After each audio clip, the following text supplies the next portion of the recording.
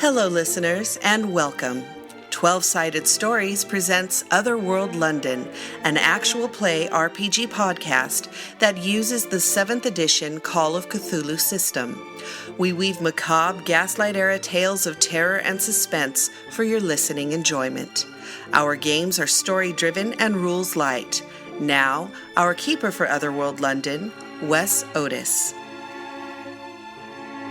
Let's jump right into it. We will start by introducing our players with Terry. Hi, I'm Terry Gamble, playing Alize Carew, a shopkeeper, antique stealer, and a lady in love. But who is she in love with?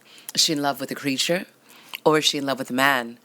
Or a man-creature? Or both? Oh my god, I don't know what to do. Hello, I am Kelsey Osborne, and I am playing Maggie Cooper. She is the sex co-op co-owner.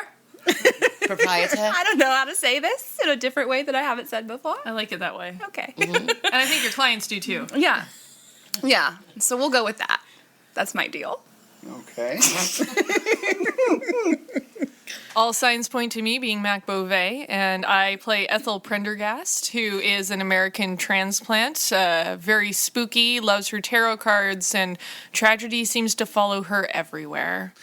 Michelle? All right, I am Michelle Otis, and I play the lovable but ditzy Eugenia Penbottom of the Lancashire Penbottoms. And she's had her first few spiritual adventures, and she's not quite sure now. She wants more of them. Yeah. First off, in episode 3, unfortunately, Rose passed away. And then you guys started investigating what had happened because Ethel blacked out during the whole event and woke up to find that Rose had died. Not okay. Not okay. How rude. That's not cool at all. So you guys started to investigate everything that was going on. You went over to Rose's house to find that the ring that you had hidden in the iron pot had been revealed and that her poor servant had been eaten by this small winged creature. You guys found a handkerchief that had Mabel's initials on them. Mm-hmm. And you went over to her palatial estate to talk to her about what the hell. Mm-hmm. And she basically blew you off. But then... Like she does. All the time. And then Maggie was able to get one of her servants to kind of dish a little dirt and be willing to talk. His name was Tommy. And that's where we left it last time. You guys spend the next day doing whatever personal things you need to do, right, to get ready for Rose's funeral. And you guys go out to the cemetery. It's like 5 o'clock in the afternoon, and they've got the grave dug, and you guys have come from the church. It's fall, so it's not raining, but there's always that hint of at any moment it could start raining. They go through the prayers and everything, and they lower her down. And no one really says anything. No one, there's not a lot of eye contact going on. And she didn't have any other family down here. Everybody else is in Ireland. So it's just you and the society women. And after everything's done, they start filling in the grave. You are looking around at this huge plot of land that has all of these different gravestones. All of you, for the first time, not just Ethel, have an uneasy feeling. Like all of a sudden you feel more attuned to spiritual power that's around some place like this, like a graveyard. And you feel kind of compelled to wait until everybody leaves to be able to have a conversation, right? Go ahead, Ethel. Out of curiosity, did Mabel attend the funeral services? She did. She was really there. She didn't really say much to you guys. She was kind of quiet. Her husband was with her. She acts completely different when her husband's there. So she's very reserved, and Would have been staring daggers at her the entire time. I very politely and in a British way snub her. Snub. Yes. You are duly snubbed. I did get a harumph out of that guy. Harumph. You better watch your ass. So you guys wait, and at some point, Mabel will say something along the lines of, "Remember, ladies, we'll be meeting still on Thursday at the home. Please make sure that you show up, and we might be able to contact Rose, who knows." And then she walks away. Let us see you next Tuesday. She really is a dreadful, dreadful woman. Oh, if you can call her a woman, I think she lacks any humanity. I think that might be unkind to creatures other than humanity. She's sort of in her own classification, shall we say. If she hadn't provided the house for so many years, I don't think we would have ever been friends with her. Oh, no. No, never. She leaves, and the four of you are left in the graveyard talking to each other next to Rose's headstone.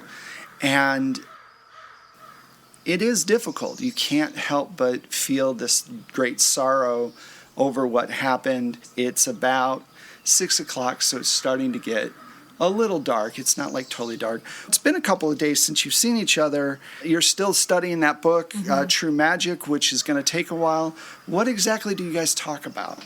I cannot help but feeling slightly responsible for what has occurred here. Oh, No, not at Never. all. Absolutely not. no. It is not your fault. She was under my care in my house, and I was unable to stop this. No, But there was nothing you could do. Nothing. the spirits are very strong right now, and I do believe that it was the spirits that I'm overcome. I'm so sorry. Right then, you guys start to hear a small bell start to ring just about 20 feet away from where you're at. Like what kind? Like a really small bell, or like a church bell, or Like tinkle like tinkle? a medium-sized servant's bell? Like a, I don't know, 5-inch tall bell. Is it dark around? Are we able to You can see- turn and look towards the source? The sun is just now going down. The sky is kind of purplish with these big clouds as you look around. And yeah, it looks like the bell's ringing over by a grave. oh dear Lord. You all hear that bell, right? I'm afraid so. I do believe it's by a headstone. We should... Then another bell starts ringing just a few feet away. What? Is Why? it a message? Are they grave bells? Yep. Yeah, Is that's what I Rose- was going to yeah. ask. If Is we're Rose dead ringers? already... is... Then suddenly more bells start to ring. We are surrounded and the spirits are here. Okay. Perhaps we should try to establish some sort of contact. I mean, it sounds really dangerous, but I'm What kind of if any- inclined to agree. What if any of them are still alive? I do not believe an entire graveyard full of people are ringing to be let out. I think all these graves are pretty old. I don't think anybody could still be alive in them. Then Rose's starts to ring. Oh my god! Rose? Rose. Ring thrice if you're alive. It just keeps ringing and ringing and ringing. Oh, that might not have been a good question. Do you think it's her, or do you think it's something else? These could all be one spirit ringing all of them. It may not be several different ones. It's hard to know unless we try to establish contact. How do we you've been reading the True Magic book. Do you have any ideas of some way to establish contact safely? Yes, what should we do? Well, you're not confident in casting a spell yet, but you know that you could hold hands. Yeah, and- I've led and do- seances yeah. before. We could do as we have always done and join hands and try to reach out. Tell us what you do. I'm just going to reach out with my hands so that we all can join in a circle sort of around Rose's grave. Right. and just try and center myself. And then if there is a spirit trying to connect with us, I beg you to come and speak plainly what it is that you want. All right, so what I'd like everybody to do is make a power roll. That's just against your, just straight up against whatever your power is. And let me know what you get. Do you need dice? We got the power. 69, which is just, well, number one, giggity. Number 2, 1 point under my power. I can't stop laughing. I love it. You're welcome, and I'm sorry. Actually, I'm not sorry. Is a 1 good? I am under my power, so that's Excellent. right. That's good, right? 006 means just a 6? Right. Yep. Wow. I'm very powerful right now. Okay, so you guys all did really well. So you start holding hands and calling out, and 2 things start to happen. First thing that you feel is this intense, strange energy coming from somewhere in the graveyard. I just for real got a shiver. If you open your eyes at all, which you may, just because I don't know if that's something that's allowed or not. I think that it is. I think Ethel would probably keep her eyes closed, though. Okay. Until I will say really that, compelled otherwise. Eugenia is probably the one that's going to open her eyes at the, 100%. So you open your eyes and you see this woman's outline, but she has no features. She's just all energy as she's coming across the graveyard Towards us? towards you. Is it that thing that killed? Yeah. Oh no. And the second thing you see is that there's writing being scrawled out on the fresh soil Nope. of Rose's grave. Nope. Oh. Not Are okay. you going to alert What does us it to say? look? Oh, yes. Okay. 'Cause- I'm terribly frightened, but the white woman is here. No. And look at the grave. Oh my god. There's this writing. There's what does it say? I almost can't focus. I'm so scared. So everybody make a sand check, and then we can decide who can actually read the writing. Oh my god. That's going to be Never false good. for me. Actually, it's pretty good. I had 23. Ooh, 20. Okay, cool. No. This is too much. I'm like, I saw that white woman kill a girl across the street from me. Oh, no. She's still far enough that we can run. I don't know what I did. I'm sorry. That's okay. I knocked one. 10. That's better. Oh, yeah, that's That's better than the thing you don't remember that you had? yeah. Okay. I mean, okay, whatever. It is. Okay, so you guys are all lucid enough, and you don't take any sand hit, but you definitely feel like you're in danger because this thing, according to Maggie, has killed before. Now, on the grave, it says, "It's not the same on the other side. It's none of your faults. I love you all, Rose." Oh, I told you. Oh, we love you too, Rose. And then at the very end, it says, "Run." I do believe we need to take her Kind of advice. imagine, like, Let's Rose, run. and then all of a sudden, like, bigger, like, more sloppy letters are just like, run! Yeah. So this thing is coming closer to Love you too, guys. Rose. Gotta go live. Okay, love you. Bye-bye. Don't let the woman touch you! She'll kill you if she touches you! So you guys are running Expedient. across this graveyard, and As fast as we can in our 1890s attire. Not Yeah. very Goes to the fast. graveyard. On soft soil. and as you're making it towards, because your carriage waits on the access road to the graveyard, and you're running as quickly as you can, and this thing, every time it goes over a grave, the gravestone actually kind of melts a little bit on the top, right? It's got so much energy coming out It's of it. melting gravestones. Is it like Yes. molten rock? Kind of, yeah. Yeah, it's melting down. Ooh, then you get that nice red glow. And the bells are still ringing throughout the graveyard. So you hear this. Feelings Yeah, like they're ringing more violently. So Ladies, she's- care not for modesty. Hike up your skirts. Done. I was already there. I was gonna Wonder Woman rip mine, where I just kind of go, and it just a nice tear there, and then just go. So this thing starts, because it's floating above the ground, it starts catching up. And right as you're about to get to the carriage, the creature with the big horns shows up and gets between you guys and the ghost. No! No! Hurry, it's buying us time. Oh God, he's a god. Okay, He'll survive. no, let's run. I hope he's all right. And you see, as you guys rush away, this antler creature grabbing onto the white woman, holding her back.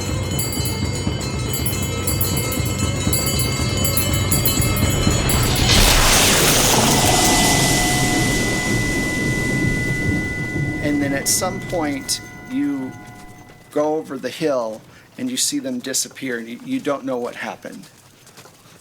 I truly hope he is all right. We must make haste, but I do long to see him again. Alize, it bought us time. All right? Out It's the window, protecting I'm all, you. We've got to go. Thank you, Antler Man. He's been nothing but a light and a savior in my life. Okay. Let's travel on. Okay. Oh, I comfort Alize. Okay. So, I felt this way in my life before. where will you guys go? Where will you guys go? Tearing me apart. It really is. Where do we go? Where should we go? I would volunteer. You can come to my house. Yes. Yes. So you guys show up at Eugenia's place, Yes. and you get some tea and to calm your nerves and maybe a little extra. I pull out my flask and offer it to everyone. All right, I'll So- have some. I guess the question right now, there are so many different things going on Yeah, thanks, Wes. in each of your lives. Which string do you want to pull first? What do you want to do? You're all welcome to stay the night here, should you desire. If I'm being honest, I do care for your hospitality, but I prefer my own abode. Well, then I insist that my man drive you home. That is a request I'm happy to honor. I'm happy to stay here. I'm a little bit terrified to go back. I don't know if my antler man is out there or if he'll be there to protect me. Yes, I will gladly stay. Thank you so much. Of course, my dear. Mrs. Fitch, can you make up the room next to mine? Of course, of course. Thank you. My husband sleeps down the hall. Oh, perfect. I had to move to the other end of the hall because of his snoring. Oh, yes. I truly understand. Alize, is there anything else you recall about this antlered creature aside from the fact you seem to have gotten a bit of an infatuation? Oh, It's all right, dear. No judgment. he is very silent. He doesn't really speak, but there's something about his energy that's very calming, and it feels good. He also seems like he's a spirit for good in the world. It did seem to come to our rescue. Yes. He came to our rescue, and he rescued me before, too. Didn't you say he So- helped you He did. when you fell down the stairs? He did. He was there, and he helped me up, and But I thought he was Let us- also the cause of your distress that caused you to tumble. I don't think so. Actually, I don't rightfully know Yeah, you didn't. what made me tumble, but he did seem to be there to help me rise. I do believe it was quite clear that he intercepted the white woman. He did. Yes.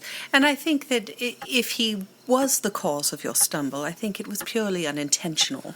I do believe you're right. He is quite startling. Now, what might have brought him to your aid? Because it does seem that things are wrapped up with jewelry of sorts. Maybe the ring. We've been trying to figure out what happened with the ring. There was a ring in my shop that was quite similar that had been brought. Because it was in your possession? Maybe because it was in my care, yes. There might be some sort of connection, and maybe my father left some sort of protection. I truly don't. I don't What do you have mean the energy. your father may have left protection? Well, he did make sure that I was quite secure in my life, and I didn't have to worry for much. And I had something to do with my time with the shop, and Was your father into like he's into many things. mysterious, Well, everything in the magical? shop. So many of the things that are there are things that he got from around the world. Did he ever talk about items that might be cursed? Or any items that he kept locked away from you and There said were never some touch them? items that he recommended I not go near. Have you? No, I would never. Where are they? There was a chest that was up in that room. The same room where you fell? The angry room where all the things got stuck to the ceiling. And Alizé! Oh dear. maybe there was something looking for some of those artifacts of some sort. We've got to investigate. I think we do. Yes, I think we do need to go But back. perhaps in the light of day would Yes. be more Yeah. appropriate. I Oh, yes. agree. That's a task It has that's been set so for much tomorrow. already tonight. And oh, I've just thought of something. Yes. Did your father have anything Celtic? He did. Because if he had something Celtic, maybe that's the source of your antler man.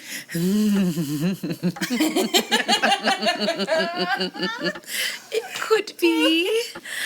He had quite a few Celtic items. They were very popular. And there's a lot of lore and a lot of, mysticism and things that are related to the items. That is a good place to start, maybe, in a search. Well, since we have decided on a course of action, if you don't mind, I may excuse myself for the evening. Of course. Be safe. And night. will you be staying the night as well? I mean, I might as well. Very well. Then I'll have my man drive you home. I And appreciate it. I'll have a room made up for you. Thank you. It's about 2 days since you guys were at the funeral, and Eugenia, your husband comes storming into the room. He's like, and slams the paper down in front of you, open to page 3. And it says, Socialite Women in Spiritual Society hobnob with prostitutes and black widows. I understand, dear.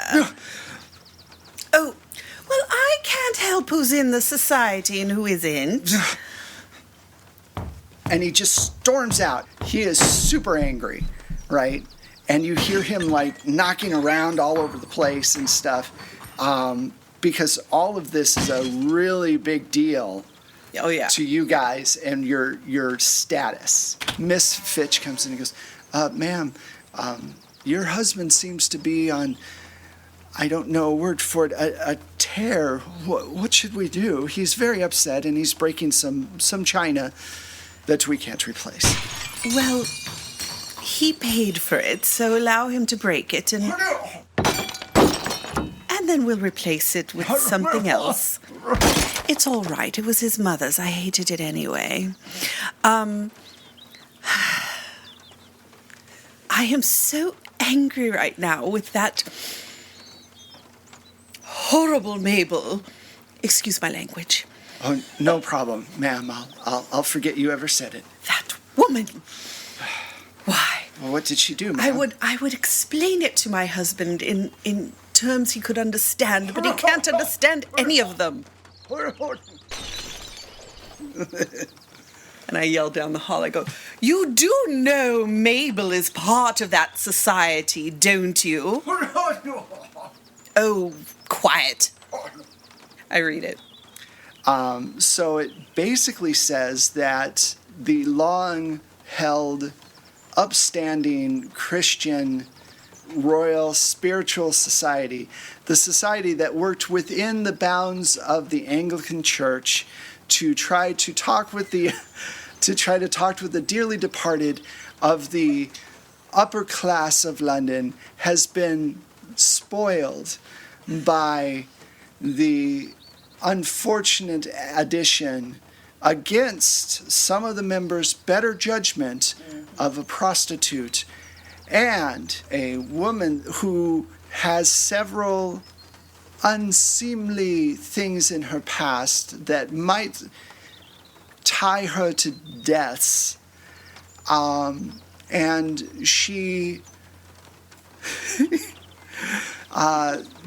that might tie her to deaths, and even maybe to the death of one of the more recently departed from the group. So basically it points the finger at Ethel for Rose's death, and that Ethel's husband died under mysterious circumstances. Son of a bitch. Do I still have the handkerchief? I would imagine somebody does, yeah. And it mentions all of your names in the thing. I'm in the paper. Famous. I'm going back to Georgia. And it leaves out Mabel and Plum and the rest of them, just the four of you, that you have corrupted the Royal Spiritual Society. Well, we'll have our own Royal Spiritual Society with blackjack and hookers. In fact, forget the society. So what do you do? Well, I'd like to talk with the ladies, the actual ladies of the society. That's us. My besties.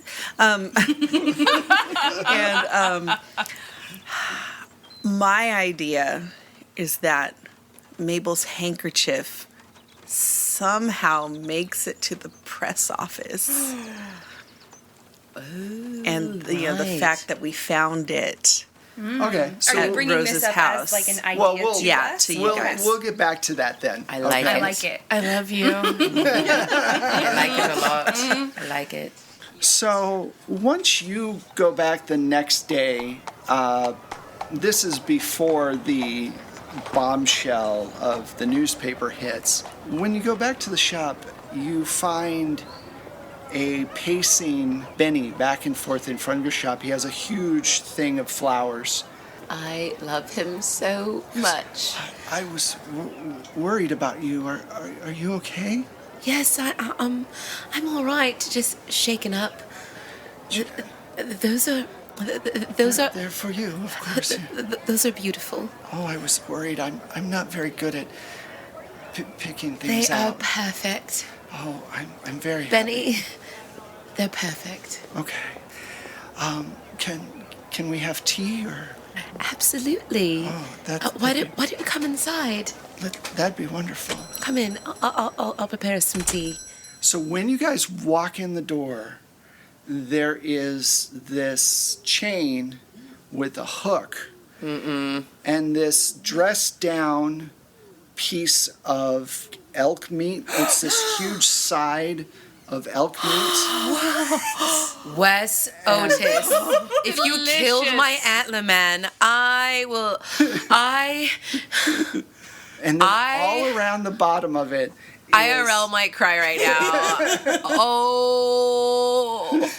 all around the bottom, Maybe he left you a present. He is the god of the hunt. Yeah. all I around really the bottom hope so, but I am not optimistic knowing Wes Otis. are herbs and flowers and all of these different things. Oh, it might be all right. And Benny goes, What is this? It's This- meat. He's looking. A hunk of meat. It's a hunk of meat so that I can get at your meat. So you're walking around it, and it's all She's all turned on by me. it's all perfectly like it's been skinned. It's, It is beautiful. it's It is all- yeah. the most beautiful cut of meat I have ever witnessed in never my seen- life. Love like venison. I've never seen anything like that's a whole elk. It's huge. It's a whole elk. Yeah, it's and it's Wow. hanging from a big Wow. thing. That's That's a lot of meat. It's Yeah, been I'm drained. going It's to- been cut. Everything. There's nothing on the ground. It's like what you would see in like a in a butcher like shop. butcher shop. Yeah. I will never go Because hungry you were again. gone. You were gone that night. We can eat off of this dinner at Alizé. Benny For goes, who years. did this? Do you know? There's been quite a few things that have happened the last few days. I would say I don't know if you saw. Quite a few things have happened the last few days. Maybe we should sit down and talk. I would like that very much. Fantastic. Let me get the tea prepared, and I go and As bring 'em you into- go to your because the meat is hanging downstairs, your apartment is upstairs, so you guys go upstairs. You keep the door locked because you're gonna have to clean up. Like you're gonna have to take the herbs and stuff and get all the meat moved. over my body. I mean, sorry. Yes. I will Store them. I will. Yes, put them away nicely.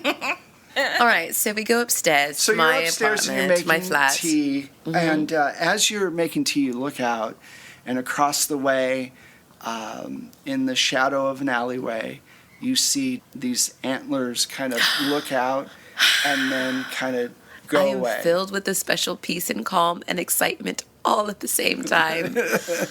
And I look over at Benny, and I feel the same, and I don't know what to do. But I continue making our tea, and I tell him of Are what you is. okay? You look a little flushed. Oh, yeah, I'm fine, darling. I mean, dear, I'm. Either one is fine. I like both of those. Oh, great. I didn't want to be overly familiar or presumptuous, but I do feel something special with you, Benny. I feel the same way.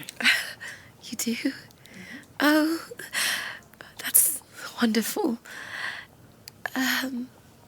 I tell him of the day that we've had and the graveyard and the dead ringers and the woman in white.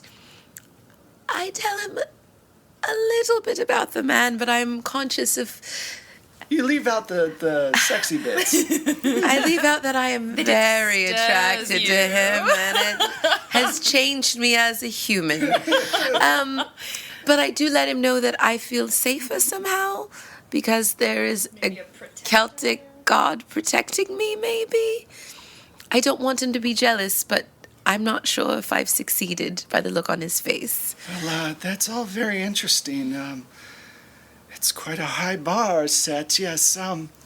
No. You're worried about a bar, Benny? There's no bar. No. It's wonderful that someone's protecting you, and you say he's a Celtic god. From what I understand, yes. All signs point to Celtic god. Well, that's. I'm happy that you're safe. That's the main thing. Oh, I'm happy that we're both safe. I feel like maybe we'll both be protected because of him. Well, hopefully. And you guys have your tea and have a really nice conversation. Unless there's anything else you want to say to him, I'm going to move on to the next person. Oh, no, just you're lovely, and I really appreciate you being here, Well, especially I'm at glad a you're time okay. like this. And we'll have to, you guys drink your tea, and as he's leaving, he'll say something like, "Well, may I call on you tomorrow?" You may call on me anytime you like, Benny. Oh, well, that's wonderful. Yes. So Maggie Cooper, you're back in the East End after spending a lot of time with the ladies. You've always seen the differences in the way that they live, but when you spend so much time in a big house, I've blah, never blah, slept somewhere that yeah, nice that before nice in my before. life. It really My hits whole you life. when you go back and you see everybody who's, kind of trying to just make their way. It smells different. The mattress is better. Like everything about it. They actually have a bathroom Right. Everything about it is I'm like blown away. It almost feels like, that A different world. like a different world or, whatever. So Fran comes up to you. She's the older prostitute that works for Sorry. We love Fran. She's wonderful. She goes, Lucy's been doing a really great job. She's been wonderful helping with the pots and the pans and everything. And great. She's a good girl. I had a question though. I know that you have friends that are in higher society. And do you think we could get her adopted or something, get her out of here? Fran, that's a really good idea. I mean, we know, if you know enough of these people, maybe they can help find her a real home. And I mean, her father's never going to get out of that workhouse. No, he won't. It Suddenly would be a lot better for her to be in service of a wealthier family than here at the Rose Petal. That's what I was thinking. I mean, this life is hard, and she's young enough that we can save her. I don't want her growing up here. Yes. Well, and as she's about to start speaking more, you suddenly hear screaming from upstairs from one of the girls. She starts hysterically. I think Fran and I both go running up the stairs. So you run upstairs and you go through the door. I also pull out my knife. Right. She's not with a John at that moment. It looked like she's getting ready. She's sitting at her vanity, and her face is sizzling, and she has this thing of makeup, and she's looking at it, and she's like, I don't know what's. And her face is very red and it has like little burns on it from where she's put the makeup. I'll grab one of the washing rags from the wash basin, and I'll just immediately try to start wiping, gently dabbing with water on When her you start face. putting the water on Dabbing it it. gets worse, and it starts to burn more into her skin, leaving these deep marks. I knock. Did you knock her out? No, I knocked the makeup out of her hand, obviously. I'm really sorry. Because at first I don't know if she's looking in the mirror and the mirror is doing something, or if it's the actual makeup that she's put on her face. Do a idea roll. Okay. Which is right next to your intelligence. It's the same number, and for you that should be pretty easy. Oh, no. Yikes. Can I push it? Or wait, so hold on. Idea, where's idea? Idea is your intelligence. It's just the same as intelligence? Yeah. I got a 90 and I have an 80 intelligence. Pushes are usually for skills, so... Oh, this isn't a skill. Yeah, You're right. this isn't a skill. Okay. So I don't make it. Fran, let's see if Fran picks up on it, because she has been around the block a few times herself. Okay, so she's all right. She goes, quick, get some of that powder, the baby powder stuff, the Talc? Talc, yeah. I run to one of the makeup counters and I just start flying powder at her face, yeah.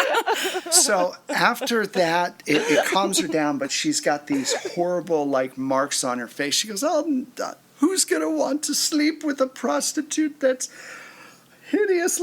This is terrible. And this girl darling, is probably... It's not that bad. Maybe, it's going to be all right. Yeah, she's not very old, and she's like, who would do this? I'm just cradling her to my bosom and just gently stroking her hair, trying to calm her down. Fran's looking at the makeup, and she goes, yeah, this isn't right. There's something else in here that she's... Someone's tampered with her makeup. Yeah, when she put water on her, she put a little dab of water in to get the powder wet and then put it on her face. It started burning. Who would do such a thing? I don't know, but somebody's out to get us, obviously. They burnt our door, and now they've done this. We're going to have to check every single thing in the house. I'm so sorry, ladies. I feel like this is all my fault. People are against me, and I feel like it's coming down upon all of the ladies of the house. Honey, I don't think it's your fault. I'm going to find out who did this, and they are going to pay. Well, I'm sure that Craggy might have something to do with it, or he might at least know somebody. They're all out there always laughing at us when we're coming and going from the brothel. You're right. I'm going to find out. All right. Well, I'll keep an eye on the little one if you'll ask your friends. And Yes. In fact, I'm going to head over to one of their houses right now. I've got some business to attend to and some questions to ask of some people. Okay. I'll check all the makeup and we'll Throw all of it. We'll make Toss sure. all of it. I'll come home with new makeup. Okay. All of it goes in the garbage. Okay, we'll do that, and we'll find out who's doing this. And so you go, and we'll get back to you. Okay. So before I move on, what were you That's two? terrifying. I'm sorry. Sidebar. Oh my God. Don't fuck with my makeup. That is awful. That is like a night. That is a true nightmare. True nightmare. She didn't do anything. Like, No, okay, she as didn't. you were. Ethel, so you get home, and the day goes by fine. The next, you sleep, you have your normal kind of dream about mom, but this time your dad's not involved. You just kind of you have this kind of nice dream of, playing with your mom and your dad being gone, and you're not having to worry about what he's doing. And then the next morning when you wake up, you hear a knock on the door. And Agatha comes up. Yes, Agatha, what? There's a police officer from Scotland Yard here. I was going to tell you when you woke up, you had been mentioned in a newspaper article about your husband, and it even hinted at possibly your connection to Rose's death. I told him that you were out having tea and that you would be back in a few minutes so that you could get yourself together. So we'll just say you came through the back door. As always, I appreciate your discretion. If you will allot me a few minutes to get Absolutely. ready, and I'll I deal will with be him. there shortly. Please see to his needs and make sure that he has tea or something stronger if he's inclined. Okay, absolutely. So she goes, and you get ready, and Agatha leaves the newspaper with all the information, and you kind of read through it and get the gist of it, basically. If I was going to murder someone, it would certainly not have been my late husband.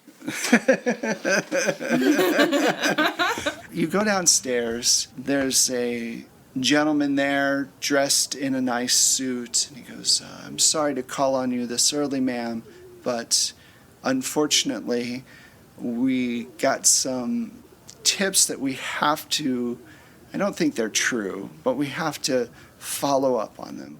I quite understand, and I understand that you are just doing your duty, and I am happy to accommodate you in any way. My name is Jack Wilcox, Yeah, it is. Sorry. and 12. That's an upgrade on my 4. We're growing. we're growing. So Jack Wilcox. Wilcox. I talked with the constable that came and spoke to you. He filled me in, said that you were out on a walk and Rose passed away. Mrs. Bryn passed away. That is correct. I was out on a walk, and unfortunately, I did have a bit of a tumble. As you understand, ladies' fashions in London do tend to be a bit superfluous, and occasionally tripping is going to occur. Oh, well, absolutely. Why was she staying with you in the first place, man? She was feeling quite unwell, which I think will be something you can find out from her house staff or anybody else associated with her since the passing of her husband. Well, here's the problem. We actually went to her house, and we found her servant had died a very unfortunate death. And on top of that, her house had been ransacked, and her neighbors mentioned 4 women leaving the house. I'm sorry, but am I being led to understand that you are insinuating that I broke into a household and then murdered a servant? As an officer of the law, as a detective, I have to let you know that my gut tells me no. You and your friends did not go in and kill the servant. But I have to let you know that it doesn't look good, and my opinion doesn't always matter. And there are certain people with titles who can press things. And that's what I'm telling you. I completely understand and appreciate your candid nature. I also understand that as a stranger in a strange land as it might be, that I'm very easy to point fingers at because I am not native to this land. And unfortunately, some people in society do feel that they are above everyone else, even those of similar upbringings, even if they're not necessarily in the same country. Yes. Well, if I could give a piece of advice, I know that you've had a traumatic experience. I know that from what I've heard of your past through the grapevine of you losing your husband. And a great many women lose their husbands, and Absolutely. not normally does that lead to murder accusations. I totally agree. Like I said, my intuition tells me that this is more about a societal fight than it is about real death. May I also suggest that it may be about misdirection? I know that some of the society ladies have known Rose a mite longer than we have. So are you, when you, off the record, did you go to Rose's house after she passed? I am simply saying I have nothing to hide, and I do not understand exactly what has occurred in the wake of Rose's passing. Okay. But there are a great many women within the society that you have mentioned, and it could have been any 4 that went there, causing mischief and mayhem, because they obviously have some kind of agenda. Well, if you remember anything, please let me know, and I appreciate your time. Like I said, I think this is, I'll look into the misdirection, but I also think that this is probably a lot of pettiness. For whatever reason, I don't pretend to understand why society women are the way they are. I appreciate you coming and having a chat with me and for being understanding of my gender. Well, I do my best. Thank you. And he walks out. Wow. Wow. Ethel handling her shit. All right, so this is Is our really leader. Terry and Michelle and I just bowing down. We are not worthy. Wow. This is a really great place to end this particular episode. But before we say goodbye, we want to make sure all of you lovely people who are listening to us can find us on social media. I will start with myself.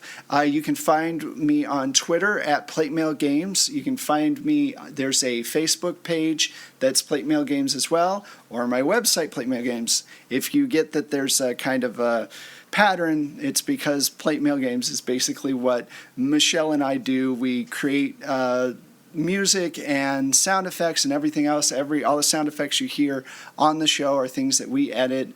And They're very fabulous. Thank you. Yeah, and shout out to the music. Yeah, the music is Goodness. Fantastic. Changes everything. It's so good. It's so good. Yeah. And so Michelle and I do We are not worthy. We do a lot of that work. You can also follow us on at Twitter at 12 and then cited 12 the number and then cited stories, all one long word. And you can follow up on when we're going to be putting out the next episode, what's going on with the cast members, and all of that good stuff. I'm going to now pass it over to Terry. Hello, I'm Terry Gamble. You can find me at I am Terry Gamble on Twitter, Little Terry Sunshine on the Instagram, and terrygamble.com for the website, and Terry Gamble on Facebook for the fan site. Anyway, there's a lot of things, but you can find me on the internets, Terry Gamble, Teri, and I'm also the producer of a horror podcast called Horror Movie Survival Guide. Two lovely ladies talk about horror films each week. This last month we did a whole bunch of horror anthologies, super fun.